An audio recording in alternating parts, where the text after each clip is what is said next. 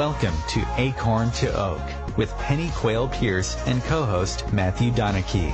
Within each acorn, there is the DNA that strives to be a mighty oak tree. All it needs to reach its potential for greatness is to be activated. You are the acorn. On this show, we will share with you the tools and guidance you need to grow into the person you are meant to be.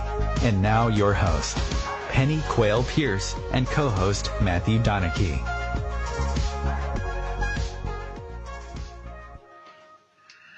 So, hi, good evening. I hope you're all well. Good evening, good afternoon. I just have to state quite plainly at the beginning, I'm suffering from one of these really annoying summer colds. So if I sneeze, hopefully you won't get the bugs. But there you go. Handing over to Matthew just to say hi. Good evening, everybody, or good afternoon, whatever continent you're on. Really looking forward to tonight's show. I hope you enjoyed the last one. We're just going to expand on that slightly. Yeah, I think it's been really encouraging for us to get so many questions and people leaving comments for us. So thank you very much, and keep on bringing those to us, because that also shows us that people are listening. So, you know, we're not spending an hour just sucking our thumbs. So that's really great. So basically, to kick off, I had a few questions around the emotional intelligence that we were talking about last week. And people just basically wanting us to look at MAD, because they found that the MAD emotion was the one that they were having most questions. They wanted more clarification, and really just looking at, it was interesting that people were looking at bored and depressed as things that they would like us to explain more about. When you look at bored and the emotion bored, you know, why it is categorized in the MAD section of, you know, the four emotions that we talk about: mad, sad, glad, scared. Bored is in MAD, in the MAD emotion, because people get bored because they haven't got something interesting to do. They're bored with the TV. They're bored with, you know, some of the things that are going on in their life. They want something that's more meaningful and exciting, to, you know, and not exciting as in necessarily adrenaline buzzes or dangerous sports, but things that actually they can connect with and they can be present with. And, you know, some of the conversations that I was having during the week was very much about, you know, someone rang me about a teenager who basically everything that came out of their mouth was, "I'm bored." You know, teenagers speak in a certain way, don't they? They, you know, "I'm bored, I've got nothing to do. I'm just... Yeah, I'm just fed up."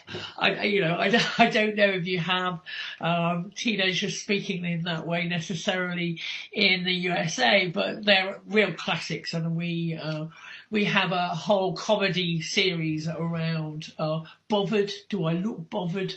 You know, it's all of this type of stuff, and it's because they just haven't found something that makes them passionate and excited.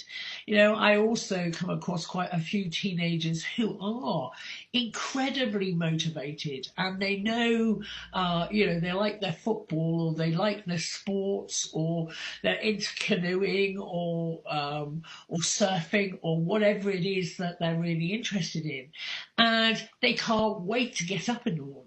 And they really engage first thing in the morning. I've got a 2-year-old who engages at 6 o'clock in the morning and goes all day. But you know, sometimes teenagers, that's the first thing that they actually talk about. You know, if they come to me for a session or whatever, it's very much about how to motivate them into finding what they enjoy. So, as I said, bored is an emotion that is very much, we tend to equate it with teenagers.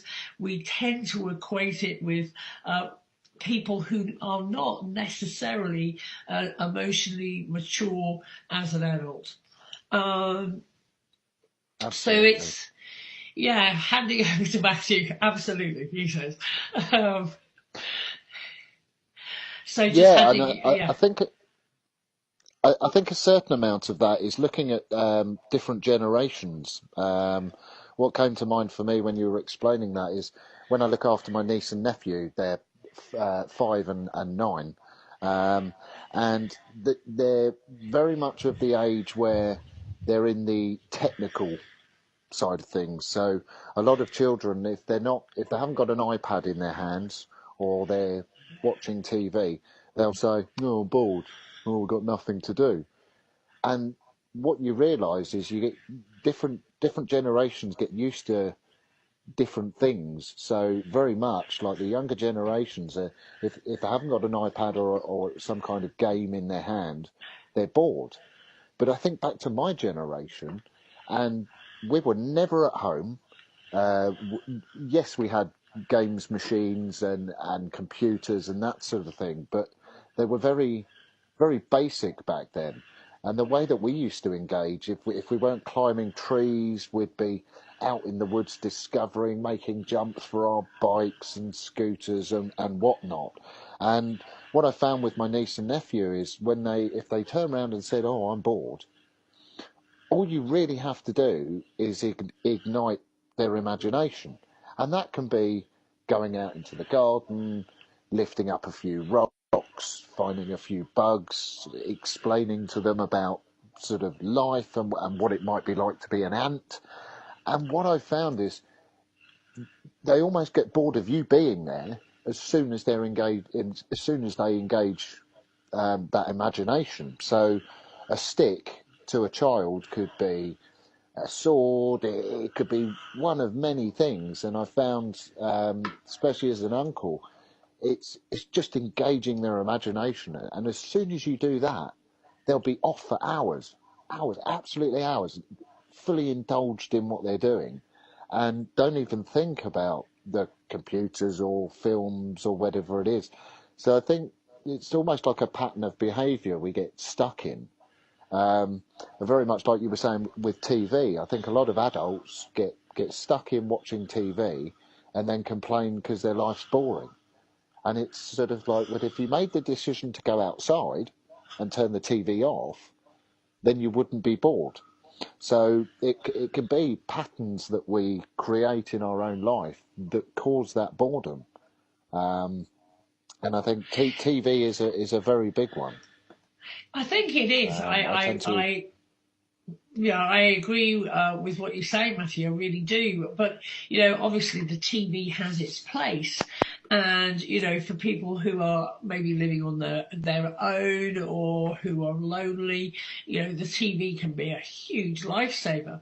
However, it's really quite amazing, whenever I'm out and about, because I listen to other people's conversations, and when they actually start talking about characters on soaps, and they feel like they have a personal relationship with them, and I just look at that and I go, wow, that they haven't got, and it's lonely people and people. When I was looking at Mad again, I was actually looking at where I would put lonely. And lonely, yes, can be sad, but it can also be scared, but it also can be in mad, Very much so. Loneliness, it's because we're mad that we haven't got people in our lives. It may well be through our own fault, or it may be through loss or trauma or whatever it is. But, when I look at loneliness, and I look in the UK, and I'm sure it's the same in the USA, how many people, get to the end of their lives and they are lonely and alone. And they get angry that there's nobody there for them anymore. They may have outlived their generation or whatever it is. But also, I also know some real people who live alone but are not lonely, because they're constantly looking for different things to get involved in. Have a couple of older clients who, they're very, very up on their social media. They're joining groups. They're not as mobile as they used to be, but they're making efforts to actually do that. So it was really quite interesting when I was reviewing for tonight, just where lonely is for me, and some of it is definitely in the mad category.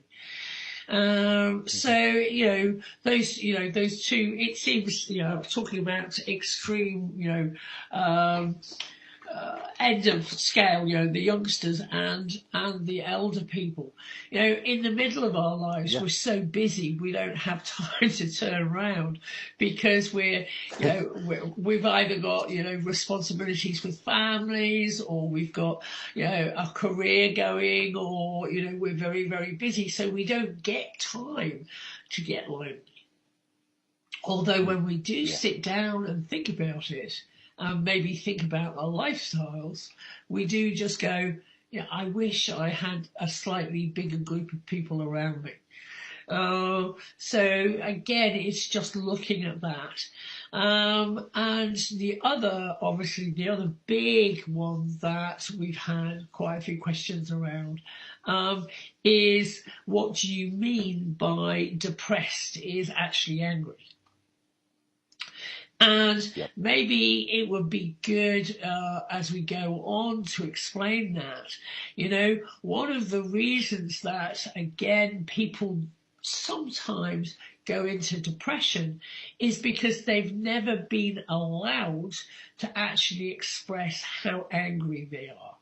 And in order to deal with that emotion, they turn it within, because it's never been safe to be angry. It may be something in their upbringing. It may be, again, they've been part of the military or whatever it is, but it's never been safe to be angry or express anger. So they turn it within, and they suppress it so hard that they become numb. And when we were talking last week about red rage and icy cold blue rage, and this is sometimes the depression is the icy cold blue rage. And in that, it becomes, we get diagnosed with either depression, or it can be driven even deeper, where people come up with pathologies like MS and ME, because it's never actually been safe for them to say boo to a goose. Absolutely. It's real difficult stuff. But when you start peeling that back, and I wanted to give Matthew a chance to talk about one of the concepts that he endorses, which are rage rooms. So did you want to talk a little bit about that, Matthew? Yeah, I'm not sure. I'm assuming it's a global thing, with Mental Health Awareness Week being this week. And it's really interesting. I've been looking at writing a program, and I run a class called Rage Rooms. And it's a place where men and women, predominantly at the moment it is men, can go and express their anger and their rage in any way that feels natural to them. And this, it can be, you find all sorts of people are very different. Sort of, a lot of people have got a lot of suppressed rage and anger around their childhood, because very much like Penny said, we don't have a safe place where we can go and express our anger and have a good shout and have a good rant about the things that really wind us up, because everybody has things that wind them up. The thing is, we're not taught emotional intelligence when we're young children, And we're told that actually if we're over emotional, so if someone gets angry, they're automatically made wrong. So very much like you said, people suppress their anger. Now in a rage room, I use a tool, Breath for Life breath work as well, but it's a safe space where people can go and express that anger without fear of judgment, without fear of almost judging self. And I've made a connection with football, because funnily enough, if you go to a football match on a Sunday afternoon, the language you would hear is extreme, and everybody has a problem with a referee. But it's an environment where you can go and shout and say anything, and everybody's doing the same thing. So a lot of people cope by going to football matches and shouting out their frustrations at one referee that they've had during the week. So it's something that I've experienced in my own life a lot of suppressed anger, and people are sort of saying, "Oh, why is rage rooms not bigger? Why aren't we told that it's safe to be angry?" And I'm not saying it's necessarily always appropriate, sort of in a supermarket or out in public, but if we did express our emotions a lot more, we wouldn't be suppressing them, and they wouldn't be coming up. If you take a fight, for instance, you've got two guys that happen to have bumped into each other. Now, they end up in a full-on fist fight and beat the living daylights out of each other. And if you ask them afterwards what happened, they would tell you, actually, in that moment, I don't know. I just saw red. The anger overtook me. And if you ask them afterwards, was your behaviour relevant or on the same level for the situation? And they would say, no. I actually feel really guilty because all that happened was we bumped into each other and didn't apologise. And because the other one didn't apologise, the other one got upset, and the next thing, they're knocking 10 barrels out of each other. And they will turn around and say, in that moment, I completely lost it, and it was way out of kilter with the situation. Yeah, it's really quite interesting, and we'll see you on the other side of the break. Brilliant. Enjoy. Great, thank you.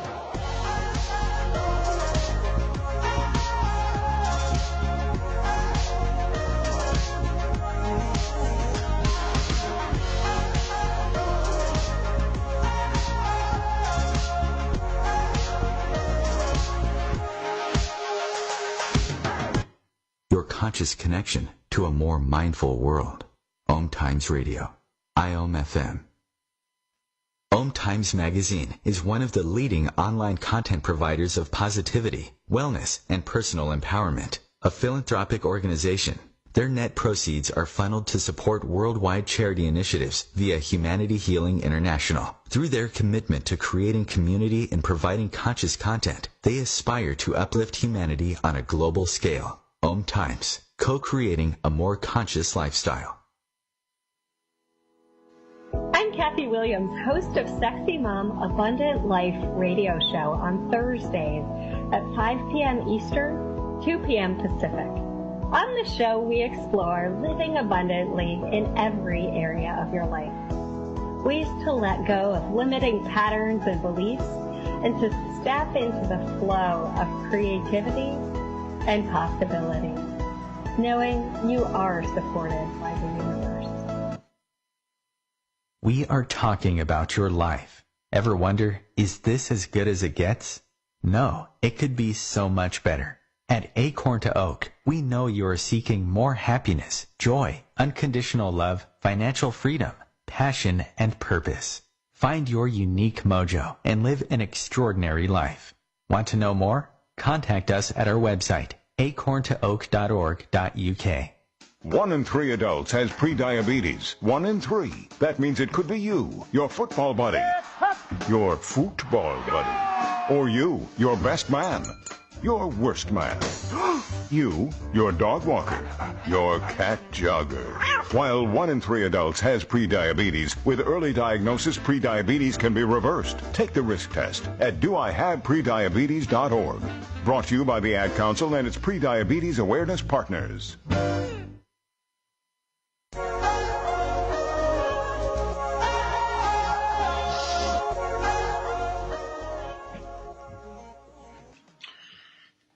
Hi, so just before the break we were beginning to talk about depression and how depression is anger turned within because it's never been safe to feel it or to express it, and that may be within our families, within our society, within our culture.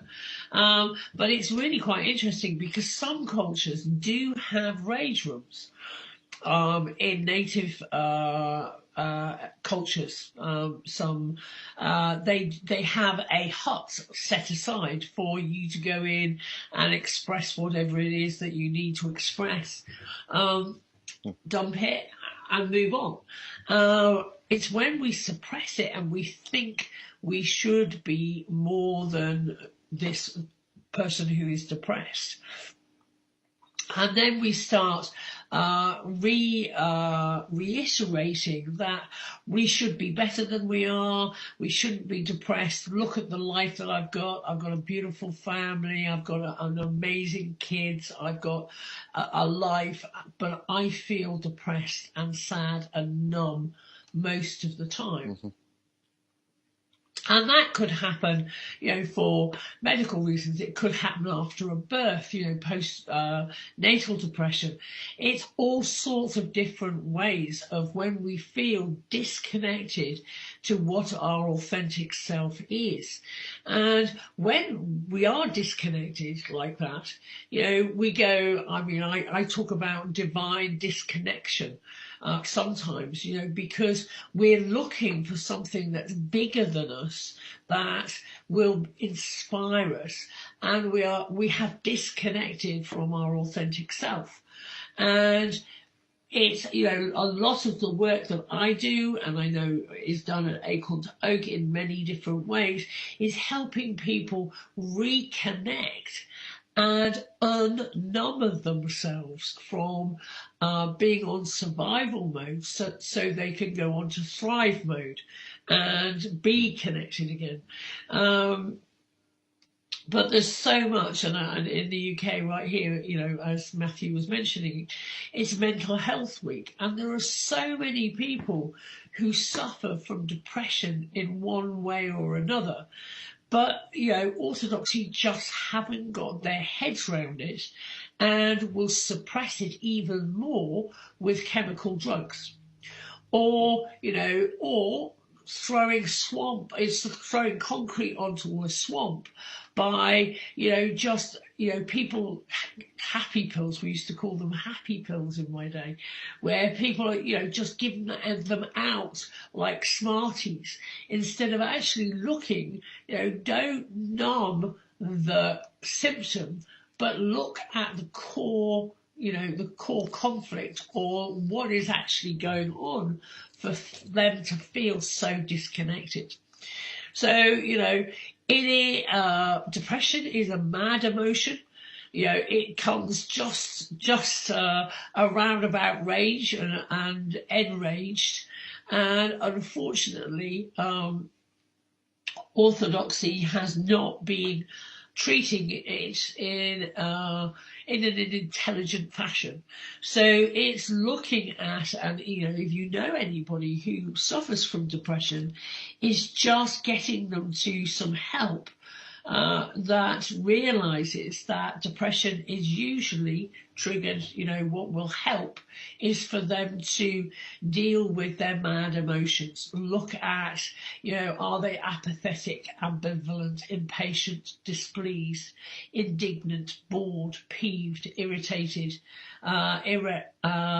incensed, angry, furious, and then you get down to the depressed and the rage and the enraged. And it's really, one of the most amazing honours I have in my life is I take people on retreats, and we do what we call rage mountains, where we've had a few different men turning up and saying, well, no, I never get angry. And you just look at it and go, that's interesting. If somebody is that divorced from their anger, this is going to be an interesting situation where we just pile up a whole bunch of pillows and cushions and everything else. And I can remember being in a classroom where one particular gentleman basically had said he doesn't get angry, and watching him finally go, it was absolutely astonishing. And the energy that is created when someone is actually moving through anger into passion, and then from passion to drive, is just astonishing, and it is amazing to watch. And he did a fantastic dive onto these pillows. His whole body lifted off, and it was just astonishing to see him get in touch with that passion again. And, that's it. His life changed in that moment of connecting with that passion, connecting and allowing the anger just to be burnt off in the action that he was taking. And it was superb. It was absolutely superb. As a woman, I'm often asked, Penny, the work you do, you get down in there and you get dirty, dirty in humanity. And I go, yeah, it's fantastic because it's real. And they say, well, don't you ever get scared? And I go, no, I never get scared. I find it thrilling whenever I see somebody going and becoming so into their authentic self. I rejoice. It's absolutely fantastic. And I know Matthew's probably got a few things that he would like to say around this, because he's watched some of this too. And it is awesome. Yeah, that course really does stick out in my mind, and it really is quite amazing to watch when somebody goes through a process like that. Now, I think it's important to remember that anger, there's always a flip side to an emotion, and the flip side to anger is passion. And we've had a lot of people in that sort of say, right, I want to get rid of this anger because it's taking over my life. And we sort of say, whoa, you don't want to get rid of that energy. What you want to do is raise the vibration of that anger and then reintegrate it within yourself to come out as passion. And it's why I have such a passion for the work I do today, because I was in that situation once. So I totally get it from the inside out. And it is amazing just how many people won't allow themselves to go there, because fear of judging self, fear of other people judging them. But what the important thing to remember is that that's what got them to where they are now. So a lot of people that have suffered with depression and that sort of thing, when you go to the doctor, and very much like Penny said, you get happy pills. They're not happy pills. They will suppress all your emotions. So yes, you may not feel overwhelmed with sad, or in extreme cases, sort of feelings of suicide or that sort of thing. But you don't feel the joy either. They're numbing. Almost, I'd like to call them zombie pills, because I've seen people in my life take them and use them for long periods of time, and it does just numb them out. So very much like orthodox medicine is trying its best, and for a lot of people, I can guarantee they would turn around and say without those pills they wouldn't have survived as long as they had. But very much what we look to do is we look at the symptoms and then work backwards, because ultimately the way to a cure is to find the root cause. So that's where we sort of work back, and it's allowing people to go on that journey of self-discovery, to delve in and see, where did this start? Where did I start suppressing this large amount of emotions? And it goes back to childhood. Very much we have a saying in the UK, and it's little girls don't get angry. And if I had a pound for every time I'd heard that expression, I'd probably be a billionaire right now. And with young men, it's boys don't cry, man up. And so automatically we're telling our children to suppress their emotions. And they do it just as much with joy as they do with sadness. Obviously, you have the children should be heard and not seen and not heard, which is basically telling our children to sit down and shut up because we're not interested in what you have to say. That's often where the... Sorry, go on, Penny. Yeah, or their emotions make the adults feel uncomfortable. That's the other part. Yes. It's pacifying a child so that we don't have to feel the sadness or the grief or the anger or the fear that they're feeling. It's like, please don't bring that to me. My plate is already too full.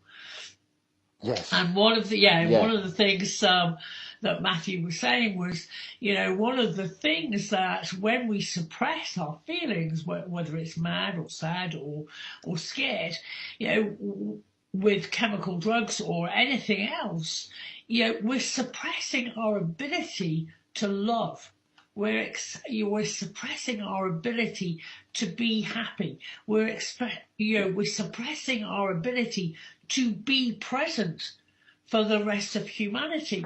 And sometimes I when I have a good old rant, I go, don't people realise when they suppress themselves, they're not allowing their genius to shine?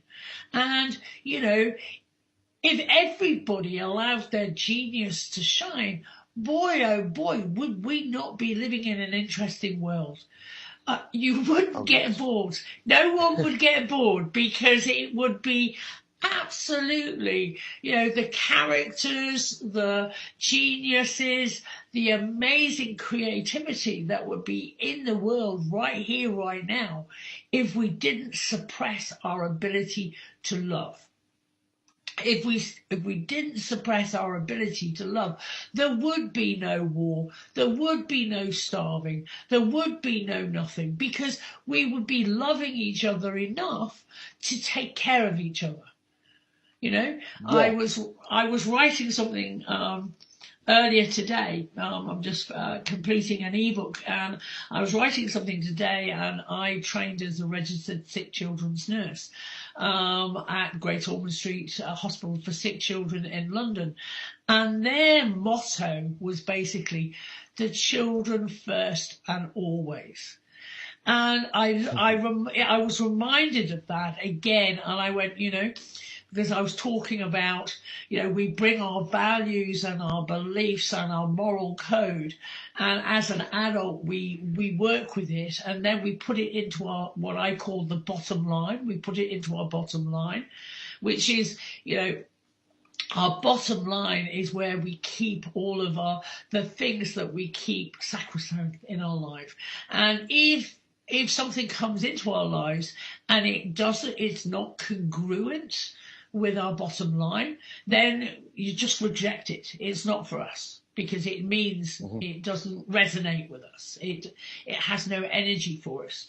So, one of the things I was actually talking about when I was finishing this chapter was very much about, looking at what is in your bottom line. And our job as adults, and encouraging our teenagers to do, is to look at all of the things that they've been given during their first part of their lives, and actually, do they believe in it? Is it one of their values, or was it an inherited value that was given to them by their parents? And if it was an inherited value, does it make sense to them now? Do they want to keep it in their bottom line, or is it time to reject it? And, I grew up, I'm nearly 60 now. Woo! I can't believe it. I grew up, obviously, I was born in 1960, and therefore, I was brought up in the 60s and the 70s, and obviously as a young adult in the 80s. And you just look at it, and you look at some of the things that we had, I had to go through when I was basically looking at my enculturation and what I needed to reject. And, my father was very Victorian. He was a Spitfire pilot in the Second World War and fought in the Battle of Britain. And you look at it and just go, somebody like that has a certain way of being.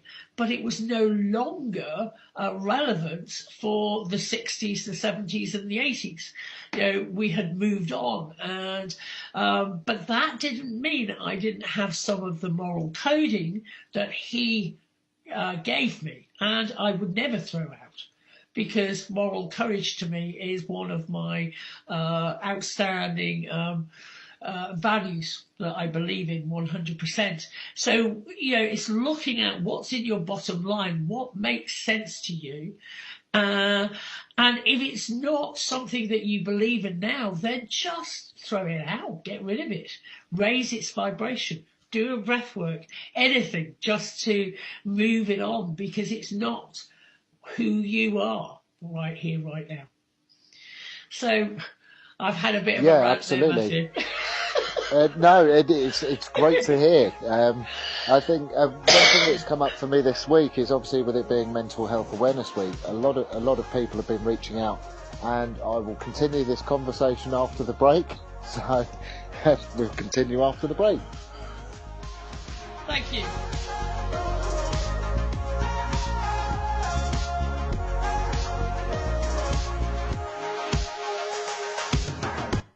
A conscious lifestyle for a mindful life. Om Times Radio. IOM FM.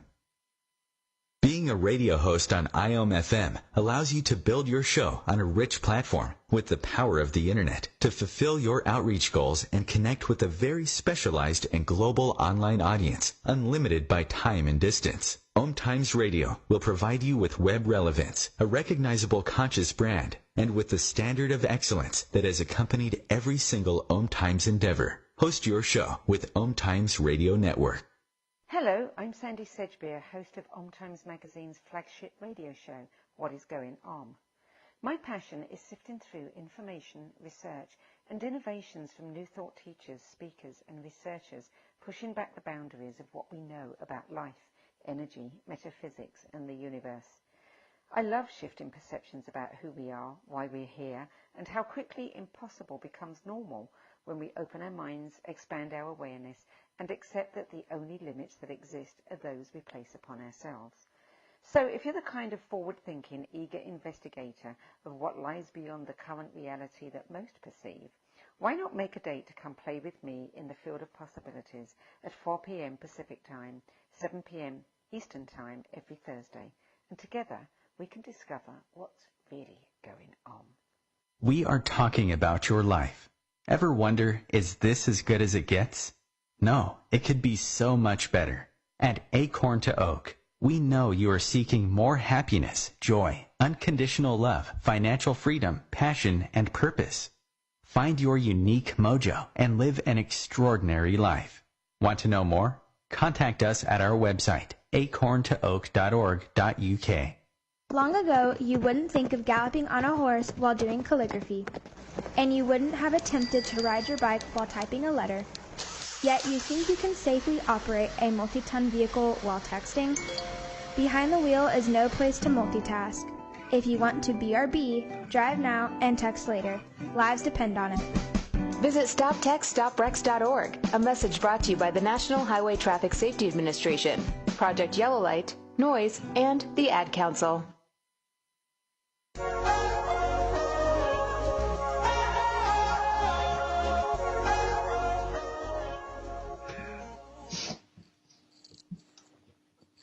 So hi, Hello, we're back. welcome back. So I was just wanted to go into a lot of people have been contacting me this week and sort of reaching out. And I found one of the biggest reasons people don't reach out more is fear of being a burden on other people and fear of admitting that there's an issue. And I think the term mental illness, for me, I translate that to emotional imbalance, because I think for me it's a more realistic explanation. Um, to say that someone's got something wrong with them around an emotion, and so therefore they have a mental illness, it just doesn't resonate with me. So for me, it's emotional imbalance, and I think one of the key points here is we have an emotional capacity. So there is only so many emotions that we can suppress, at which point we become full. So very much like Penny was saying earlier, and myself, where a guy will walk into somewhere, like say walk into a Starbucks, and he'll be told that they don't have his favourite drink, and he'll fly off the handle. He'll probably insult the cashier, insult the barista, and storm out. And when you look at their reaction in relevance to what they were told, it's completely out of balance. Sure, we all like to have our favourite things here and there, but really, does not having a coffee in the morning or your favourite coffee in the morning warrant you insulting somebody and making them feel bad? So we have a certain emotional capacity that we can. There's only so many emotions that we can hold and we can feel. And I think that's why the work we do at Acorn to Oak is so transformational in people's lives, because we're getting them to dig into those emotions and raise the vibration of them. And when you raise the vibration of all the sad, the mad, and the anger, you can flip them. And it gives you more room. So you can go from having 70% of your emotional capacity held up by anger to releasing 70% into passion. And even just flipping that, I mean, what you put out, you get back. And if you're walking around constantly angry, you will see it in other people, and that will be your life experience, because like attracts like. Whereas when you start dealing with the deep-rooted emotions and raising the vibration of them, you gain more joy, you gain more passion, and therefore your life changes. You'll attract more people on that same vibration as you, and life does change. It goes. I very much explain my life experience. My life on earth was like a living hell at one point, whereas now I reside in heaven. And I think my view on heaven and hell is actually we're already here. It's just which one you're choosing to live in. And so the emotional capacity, I think, is what I've been getting across to people, because they said, "Oh, but I was really happy in my teenage years, but then all of a sudden, I had a rocky few years in my 20s. They may have married, had children, got divorced, and all of a sudden felt like their life had fallen apart." And we tell ourselves stories. We're very, very good at storytelling, and that is, I can do this on my own. I don't want to be a burden on anybody, and oh well, it's just not something I want to tell people because I'm embarrassed about it. And actually, by just opening up, we can gain so much. You'll often, if you ask somebody, you'll ask the people that don't seem okay, are you all right? Do you feel good? What we forget is the ones. I guarantee that if you look through your friends list on social media, you'll have friends on there that they look like they have a really glamorous lifestyle, and they look like they're exceptionally happy, whereas actually they can be the ones that are in more trouble than anybody else. Something I used to do, I used to put on a mask. So people would say, oh, you're always really happy and this, that and the other. It was all an act, because I thought if I act happy, the clown. And if I try and be happy, then I can get through.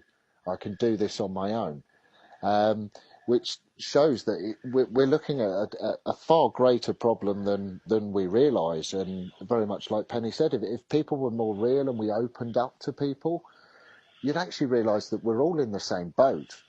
And I think this is why, not just this week with the Mental Health Week, but emotions and emotional well-being is it's almost like a buzzword at the moment. And it's because I believe as a global thing that we are reaching our emotional capacity, whereby people's behaviours are so extreme, we're now noticing it. Whereas the last 10, sort of 20 years, we haven't really noticed it. But with all the crime going up and young teenagers, we've got an issue over here at the moment, and there's a big program, Put Down Your Knife and Pick Up Your Bike, because a lot of children are involved in knife crime and that sort of thing. And when you look at the behaviour, it's dog eat dog. Children are only carrying knives because they're scared that other children may be carrying knives. They don't know they are, but the fear is they are, so they carry them. And you look at just the emotional side of it, and it's like as a global problem, we're emotionally we're full, and we've been concentrating on things that really don't matter, which is why there's such a big divide between the millennials and the older generations, because neither are spending enough time with each other to understand the differences. And I kind of have to stick up for the millennials on this one. I mean, you look at all the work they're doing with around the environment, so looking after the world. These are young children that are looking at the adults, and our lives aren't working and our systems aren't working, yet we're telling them they're the problem. And we need to listen to them, and we do need to listen to them. I couldn't agree with you more. But also, it's interesting to pick up at the point where Matthew's talking about emotional capacity. I talk about emotions, the 4 emotions: mad, sad, glad, scared. And I look at, our capacity is like a big tank or a bucket. And over time, those buckets become full to the stage where they're just about to overflow. And then we start trying to put some more suppression in there. And what actually happens is, when you're trying to put some more suppression into an already filled capacity, you get a leak coming off the side. And in that leakage, that's when we act out behaviour rather than being able to contain it. That's why we have, the terrorist situations that we have in the world, because, they're full. They're completely full, and then they spill out an emotion, and they act out that emotion rather than being able to contain it. And when you're having a whole bunch of fanatics winding up another whole bunch of fanatics, it gets out of hand very, very quickly. But you do look at it, and you do look at the world, and I always look at the world, and I see the absolute amazing things that are going on in it, as well as the chaos. And, when we look at chaos, we're looking at a word we use which is called perturbation. And that's when it's all being shaken up. And we will evolve from this. And this is the most important thing to remember, is there will be evolution. in the next few years, where we all start realizing that unless we help each other and unless we are each other's best friend, we're going to sink. Those, unfortunately, the people who cannot open up and embrace a new way of being will sink into more depression and disharmony. And the people who are living, as Matthew mentioned, in heaven, are there to help the people who are having an experience of hell. And it's our responsibility. It's good old Eastern word or Sanskrit word is, it's our dharma. It's our spiritual duty to hold out a hand of friendship to the people who need it. And it's our duty to love people who feel that they cannot be loved. And it is our duty to encourage people to take the next steps. And these are really important things. I just wanted to mention something else because I love this word. And in the list was peeved. And I would look at peeved and go, what's peeved all about? I can't even begin to understand the word. And somebody quite rightly turned around to me and said, that's what you call a mean, angry bitch. They're peeved all the time. And I just went, oh, right, okay. Yeah. Oh, right, yeah, I understand that one. You mean it's all, especially when people are laughing, and the guys will probably just look at me sideways, but it's when you're premenstrual and you go into that mean, angry bitch, and it is only chocolate that's going to get you through it. It's remembering to take ourselves. These are really important concepts. There is real serious stuff. But there's no harm in having a bit of a tongue-in-cheek and a little bit of fun, realising that life is life. We're here, it's a game. We should play it full out as much as we possibly can and not let fear, which is, false evidence appearing real. Don't allow fear to govern your life. Always just go, right, okay, it's real important for me. I've spent an awful lot of time in hospital situations, working with clients, all this, that, and the other. And, one of the things that allows me to stay in patience, in being patient with people, is to know that there but the grace of God go I. Whatever experience that they're having, it is only my belief in my authentic self and my inner divinity that makes me have the patience, or to be able to listen to somebody for 3 hours to help them negotiate their depression or negotiate their emotional intelligence. And yes, sometimes I laugh and I think maybe I should just tape my next client and then I could just play it back to the next client, because I seem to be reiterating an awful lot of the same stuff. But I love this stuff. I know it works. It has amazing results. Emotional intelligence is one of the bedrocks that we should really, again, more and more schools are allowing more emotional intelligence into it. It's something I wish I had learned really early on in my life to make me have a pole star in my life, where I could go, yeah, okay, fair enough. Emotions are here to be felt. They should be, it's energy in motion. They should come out. You should look at it and go, that's interesting, and let them go. The trouble is when we get stuck, and we get stuck in the emotion, and nobody is there to help us or to guide us how we can shift it on. And that's when it gets really painful. For people. And, part of our jobs at Acorn to Oak is to try and get this message out to as many people as possible, is you don't have to stay in pain. You don't have to be in suffering. Things can shift really, really quickly if you allow yourself to do that. And I'll give Matthew 1 minute to finish off here. Yeah, very much so. I think as human beings, when you look at wants and needs, if you wrote your wants down on one page, you probably have 100. Whereas if you write your needs down, actually, we need to feel loved. We need to feel as though we're part of something, and we are very complex, but also very simple. Our brains make things complicated, but our hearts make it real simple.